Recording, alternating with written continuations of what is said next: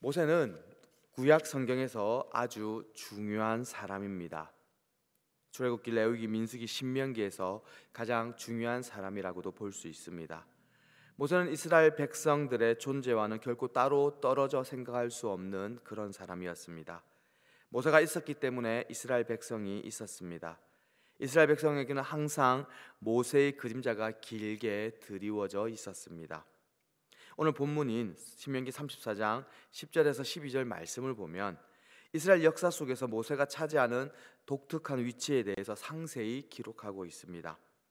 그 후에는 이스라엘 역사 속에서 모세와 같은 선지자가 다시 일어나지 않는다고 말하고 있습니다. 그 정도로 모세는 이스라엘 역사 속에서 아주 중요한 사람이었습니다. 모세가 죽는 것과 함께 신명기 말씀도 그 끝을 맺고 있습니다. 신명기 말씀은 모세의 아주 긴 설교였다는 것을 여러분 다들 알고 계실 것입니다. 신명기 말씀은 율법을 다시 한번 상세히 언급하면서 하나님과의 그 깨어진 언약을 갱신하는 말씀입니다. 이스라엘 백성들은 민수기 14장에 나오는 기데스 광야에서 하나님과 맺은 언약을 깨뜨렸습니다. 이 이스라엘 백성들은 가나안 땅을 주시겠다는 하나님의 약속을 믿지 아니하였고 불신앙으로 가나안 땅을 거절하였습니다. 언약을 깨뜨린 결과로 이스라엘 백성들은 40년간 광야 생활을 해야만 했습니다. 이 이스라엘 백성들은 40년 동안 광야 생활을 하면서 믿음과 순종을 배우기보다는 수시로 그들의 불신앙을 드러내었습니다. 이런 이스라엘 백성들에게 모세는 모압 광야에서 아주 긴 설교를 통하여 다시 한번 이스라엘 백성들이 믿음으로 하나님 앞에 서기를 간절히 바랬습니다. 그러나 이 모세의 긴 설교가 담겨있는 신명기의 말씀은 사실 어찌 보면 그 끝이 그리 희망적이지 않을 수도 있습니다. 신명기 31장 16절을 보시면 또 여호와께서 모세에게 이르시되 너는 내 조상과 함께 누우리라. 이 백성은 그 땅으로 들어가 음란히 그 땅의 이방신들을 따르며 일어날 것이요 나를 버리고 내가 그들과 맺은 언약을 어길 것이라. 하나님께서는 모세의 죽음을 언급하시면서 장차 이스라엘 백성이 가나안 땅에 들어가서도 하나님을 신뢰하지 않고 우상을 섬길 것이라고 말씀하셨습니다. 또 31장 27절을 보시면 내가 너희의 반역함과 목이 곧은 것을 아나니 오늘 내가 살아서 너희와 함께 있어도 너희가 여호와를 거역하였거든 하물며 내가 죽은 후에 이르리라. 모세 자신도 자기가 살아있을 때조차도 하나님을 따르지 않고 배신하였던 이스라엘 백성들이 자신이 죽고 난 이후에는 더 그럴 것이라고 예상하였던 것입니다. 무엇보다 신명기 32장에 나오는 모세의 이 긴 노래는 이스라엘 백성들의 가나안 땅에 들어가서 결국 하나님을 떠나게 될 것이라고 말하고 있었던 것입니다. 앞장인 33장에서 모세가 이스라엘의 12지파를 축복하고 있기는 하지만 실제 역사 속에서는 32장의 긴 모세의 노래만이 이루어졌다는 것입니다. 이 모세가 살아있을 때도 이스라엘 백성들은 하나님께 불순종했고 모세가 죽고 난 이후에도 이스라엘 백성들은 하나님께 불순종하였습니다. 가나안 땅의 이스라엘 백성들은 역사 속에서 실패의 길로 계속 들어가고 있었던 것입니다. 이미 이들에게 불신앙의 싹이 트고 있었던 것입니다. 우리는 어떠할까요? 우리들이 살면서 우리는 수많은 실망과 좌절을 겪습니다. 우리가 예수님 믿기 전에는 실망하고 좌절한 것은 어떻게 보면 당연한 일입니다. 자신의 마음을 세상에 다 두고 사는 사람들, 실망과 좌절감에서 결코 벗어날 수 없습니다. 그런데 문제는 우리가 예수 그리스도를 믿고 난 이후에도 그러할 때가 있더라는 것입니다. 내 자신의 모습을 정확하게 들여다볼 때 과연 나는 어떠할까요? 우리는 어떠할까요? 저는 제 자신의 모습 때문에 때때로 실망하고 좌절할 때가 참 많이 있습니다. 제 안에 분명히 신앙이 있음에도 불구하고 가끔씩 튀어나오는 그런 불신앙의 모습들, 이 모습들이 저를 참 힘들게 하곤 합니다. 운전을 할 때 핸들을 잡으면 저도 모르게 주님을 찾는 것보다는 옆 사람의 과격한 운전에 상스러운 소리가 나갈 때도 있더라는 겁니다. 내 모습이 그러하더라는 겁니다. 작은 예이지만 이런 모습들이 우리의 삶 속에서 자주 여러 방면에서 일어나더라는 겁니다. 그때마다 우리는 우리의 모습에 실망하고 좌절합니다. 이런 우리의 모습 때문에 신명기에 나오는 이스라엘 백성들과 우리의 모습이 전혀 다르지 않는 것처럼 보일 때도 있습니다. 그 패역한 세대처럼, 하나님께 계속 불순종하는 세대처럼 우리의 모습이 보일 수도 있더라는 겁니다. 그러나 과연 우리와 이스라엘 백성들이 다른 것이 없을까요? 이스라엘 백성들은 계속되는 불순종으로 인해서 구약 성경은 메시아를 기대하고 메시아를 바라보는 종말적인 신앙을 우리들에게 가르쳐주고 있습니다. 마지막 아담으로 예수님께서 이 땅에 오셨습니다. 새로운 이스라엘로 예수님이 이 땅에 오셨습니다. 이 땅에 오신 예수님께서는 40일간의 광야 시험에서 하나님에 대한 순종과 믿음으로 승리하셨습니다. 그리고 승리하신 예수님이 이렇게 외치셨습니다. 회개하라, 천국이 가까이 왔다. 그 말씀을 외치며 사역을 시작하셨습니다. 마지막 아담, 새로운 이스라엘이신 예수님은 항상 하나님께 순종하셨습니다. 그리고 그 하나님은 예수님의 순종 위에 하나님의 나라를 세우셨습니다. 그렇기 때문에 사실 구약의 백성들과 우리는 출발선상이 다른 것입니다. 구약의 이스라엘은 실패로 끝날 수밖에 없는 기체 위에 세워져 있지만 오늘 우리들은 궁극적으로 예수님으로 인하여 승리할 수밖에 없는 그 기초 위에 세워져 있더라는 것입니다. 그렇기 때문에 우리의 연약한 모습 때문에 좌절만 하고 살 필요는 없더라는 겁니다. 현실에서 하나님 나라를 보여주어야 하는 교회와 우리들이 비록 불신앙과 비신앙적인 모습으로 뒤덮여 있다고 할지라도 끝내 절망하지 않을 이유는 나에게 있는 것이 아니라 예수님께 있기 때문입니다. 비신앙적인 내 모습 때문에 좌절하고 넘어지긴 하지만 우리는 끝끝내 믿음과 소망 가운데 일어날 수 있는 것은 내 능력이 아니라 주께서 나와 함께 하시기 때문입니다. 예수님께서 이 땅에 오셔서 항상 하나님께 순종하셨고 하나님 그 예수님의 순종 위에 하나님 나라를 세우셨기 때문에 우리에게 진정한 소망이 있다는 것입니다. 만일 하나님께서 우리들의 신앙 위에 하나님의 나라를 세우셨다면 사실 우리에게는 소망이 없을 것입니다. 우리들의 신앙 위에 세워진 하나님 나라는 구약의 이스라엘과 별 다를 바가 없기 때문입니다. 그러나 우리들이 현실에서 나 때문에 절망하기는 하지만 끝끝내 소망의 길로 들어갈 수 있음은 예수 그리스도, 그분의 십자가 보혈 때문임을 꼭 기억하시기 바랍니다. 사랑하는 성도 여러분, 예수님의 순종 위에 세워진 하나님의 나라는 이 역사 속에서 끝끝내 승리할 것입니다. 구약 성경은 항상 신약의 예수 그리스도를 바라보게 합니다. 우리들은 이스라엘의 실패 속에서 영원한 승리를 가져다 주신 예수 그리스도를 바라볼 수 있어야 합니다. 우리들의 현실의 그 어지러운 모습 때문에 힘들어하고 좌절하고 넘어질 수도 있지만 그럴 때마다 우리들은 순종으로 하나님 나라를 세워가신 예수 그리스도를 더욱더 소망해야만 하는 것입니다. 나 자신의 모습에 실망할 때마다 우리가 누구를 더 붙잡아야 되겠습니까? 주님밖에 없다는 것입니다. 믿음의 대상이신 예수 그리스도를 우리가 강하게 붙잡을 때에 우리는 그분으로 더불어 승리할 수 있을 것입니다. 사랑하는 성도 여러분, 믿음은 나를 붙잡는 것이 아닙니다.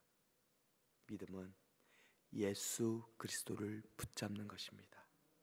믿음은 내 뜻으로 살아가는 것이 아니라 주님 뜻대로 살아가는 것입니다.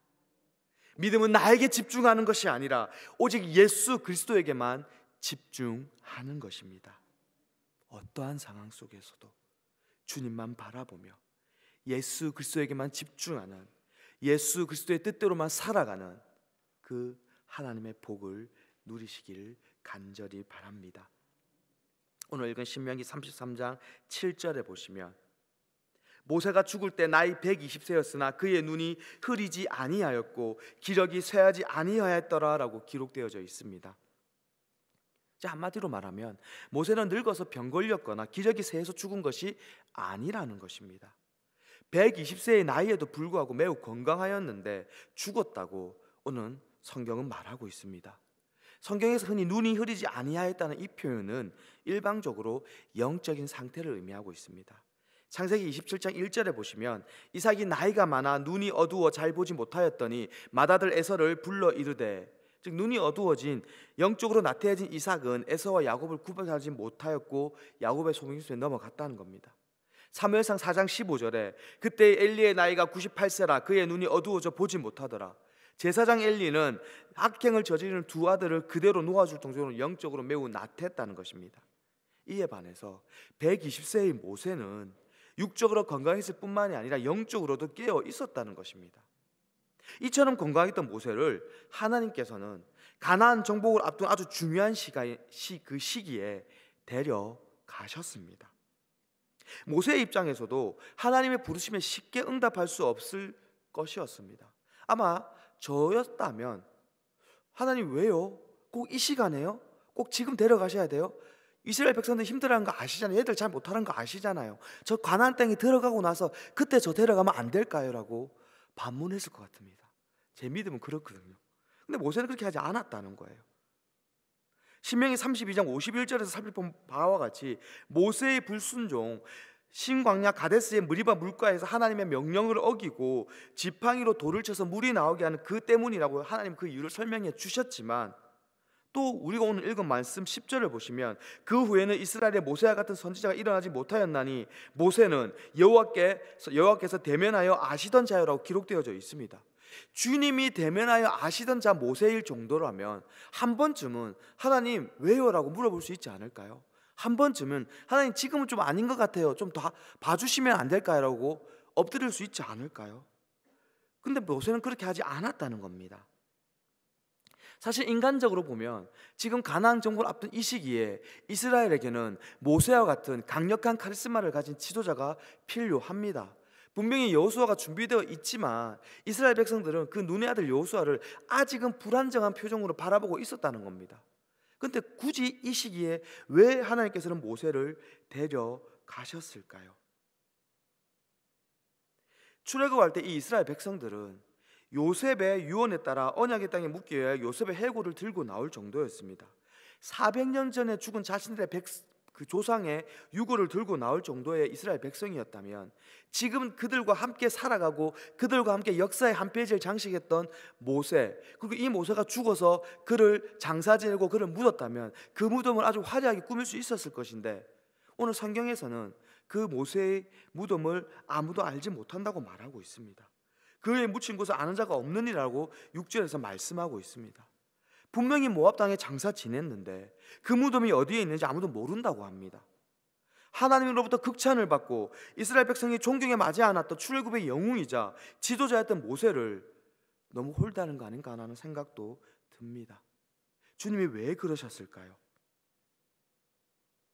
하나님의 말씀에 대한 순종, 하나님께 영광을 올리는 삶을 살았던 모세, 자신이 더 나가고 싶다 할지라도 하나님께서 서라고 하면 섰던 모세, 자신의 뜻을 내려놓고 순종하였던 모세, 그것에서 우리는 해답을 찾을 수 있습니다.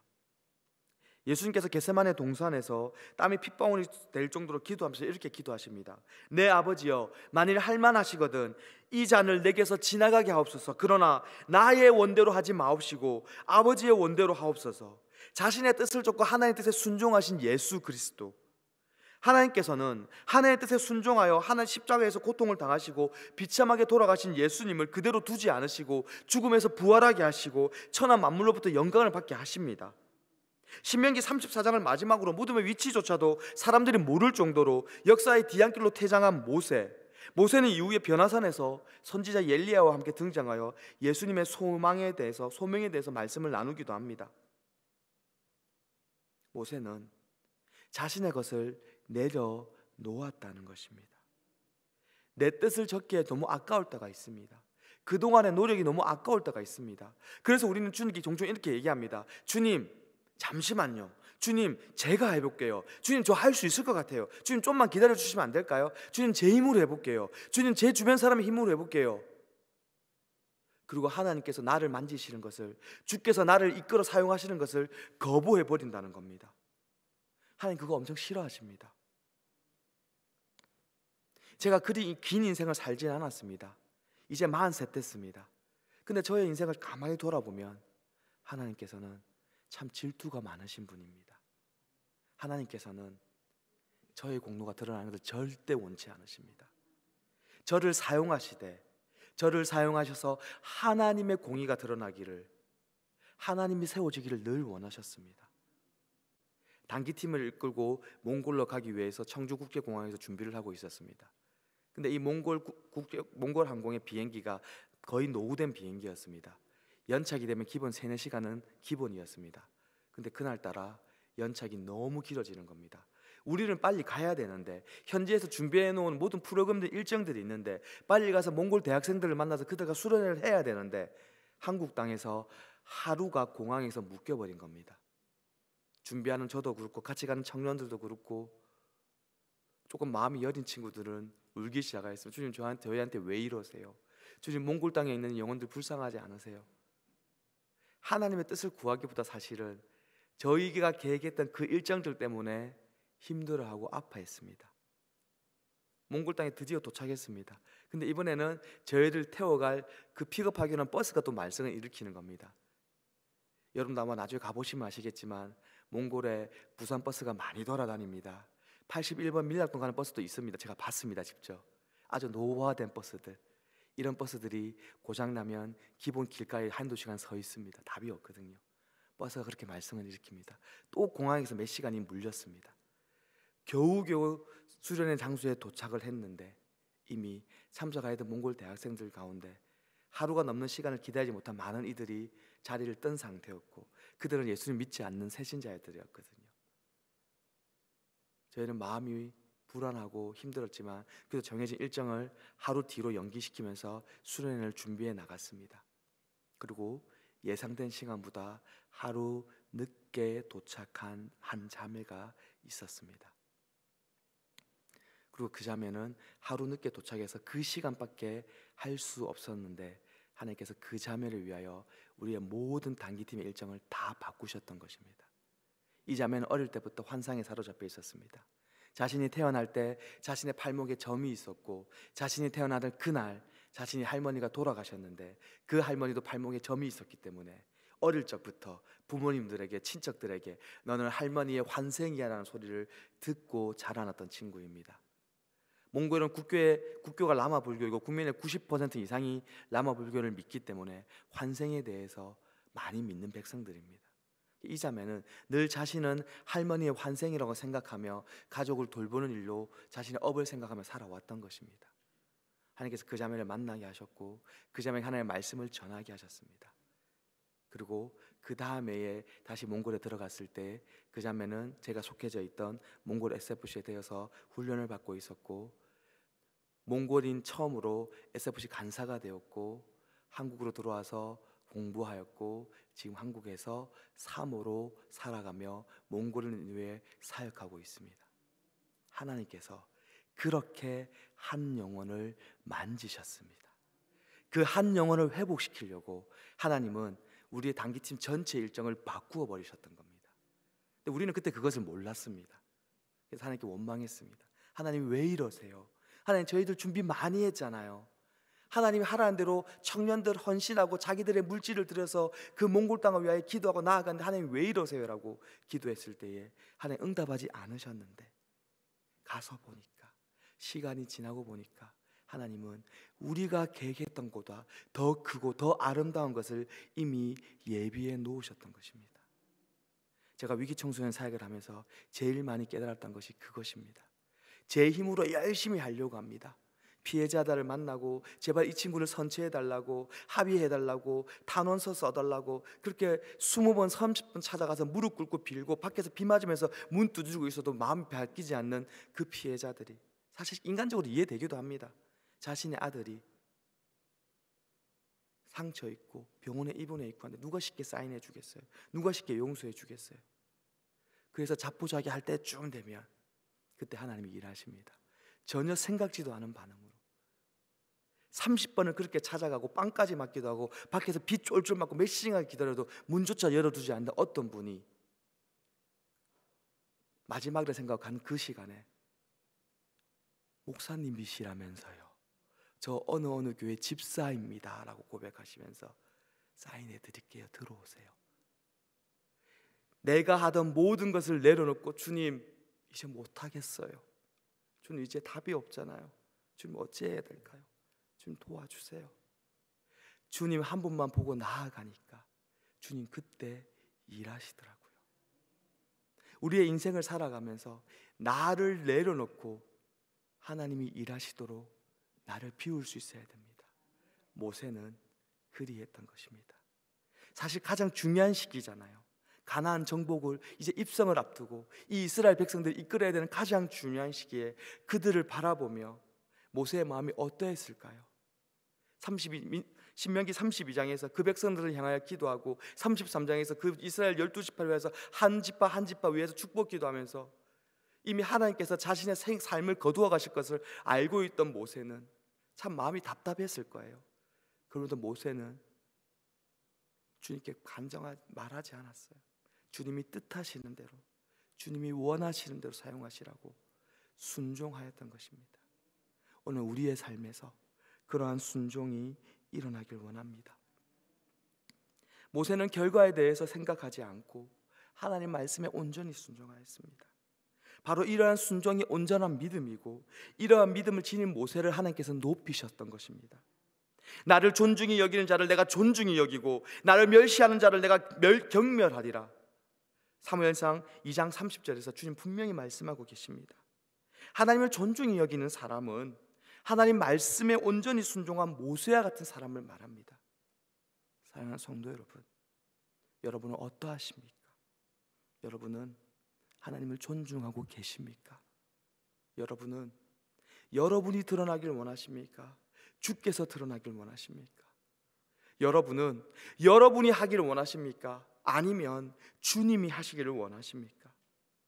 주님께서 허락하신 오늘 하루의 삶을 살아가시면서 내 뜻을 내 것을 고집하지 마시고 주께서 내려놓으시라 하면 기꺼이 내려놓는 삶, 하나님의 뜻에 온전히 순종하는 삶, 하나님을 존중히 여기는 삶, 그 삶을 삶으로 주님의 축복에 거하는 성도 여러분 되시기를 간절히 바랍니다. 하나님, 이스라엘의 실패를 바라보면서 인간의 죄성과 인간의 부패성을 심각하게 받아들일 수 있도록 우리를 만져주시옵소서. 이 인간의 나약함을 어떻게 극복할 수 있는지 다시 한번 바라보게 하여 주시옵소서. 하나님, 우리의 현실 속에서 우리의 신앙이 좌절되고 절망할 때가 많이 있습니다. 현실 속에서 우리의 부패 때문에 절망하기도 합니다. 그때마다 좌절과 절망에 사로잡히지 않도록 우리를 붙잡아 주시옵소서. 이 세상에서 만나는 모든 절망과 좌절에도 불구하고 항상 예수 그리스도에게 마음을 두는 믿음의 사람이 되게 하여 주시옵소서. 하나님 아버지, 오늘도 하나님을 존중하는 하루로 살아가기를 소원합니다. 하나님의 말씀에 온전히 순종할 수 있도록 우리를 붙잡아 주시옵소서. 하나님의 뜻에 따르는 것이 내가 가진 것을 다 포기해야 되는 상황일지라도, 그것이 나의 목숨일다 할지라도 내려놓게 하여 주시옵소서. 눈앞에만 보이는 것에 집착하지 아니하고 나를 위해 이전에도 현재도 앞으로도 역사하시는 하나님의 권능에 온전히 의탁할 수 있도록 우리를 붙잡아 주시옵소서. 나를 내려놓음으로 주님의 영광만이 드러나기를, 나를 향하신 하나님의 아버지의 뜻이 우리가 속한 가정과 공동체와 사회에 아름답게 이루어질 수 있도록 주님, 오늘 우리를 들어 사용하여 주시옵소서. 주님 사랑합니다. 예수님의 이름으로 기도합니다. 아멘.